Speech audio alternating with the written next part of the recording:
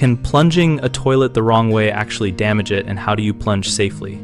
Plunging a toilet requires technique, correct tools, and measured force to avoid cracks in porcelain, seal failures, or push debris deeper into the trap.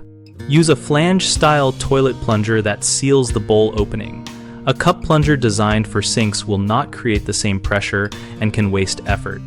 Position the plunger so the flange is extended and centered in the drain. Then plunge with smooth, even strokes of inward pressure and outward pull to create alternating compression and suction. Avoid rapid, violent thrusts that concentrate stress on one spot. Keep water level high enough to cover the plunger cup so the seal stays intact. And if the bowl is nearly empty, add water until the cup is submerged before continuing. If the blockage resists after several minutes, stop and try a toilet auger that reaches the trap without forcing a straight metal rod, which can scratch or chip the bowl. Feed the auger gently while cranking clockwise and back out slowly to avoid snagging the trap seal. Always wear gloves and eye protection, and use a towel barrier on the floor to catch splashes. Then disinfect surfaces afterward to prevent bacterial spread.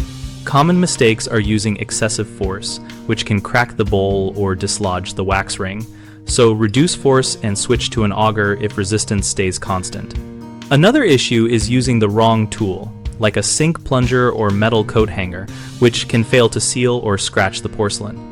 Use a flange toilet plunger and a plastic toilet auger designed for curves. A third concern is plunging with the bowl empty, which ruins the seal and wastes effort, so add enough water to submerge the plunger cup until you create suction.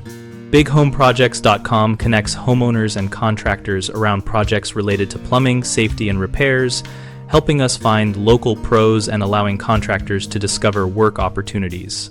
We also host a discussion community where we share tips, ask questions, and learn safe techniques from other homeowners and tradespeople.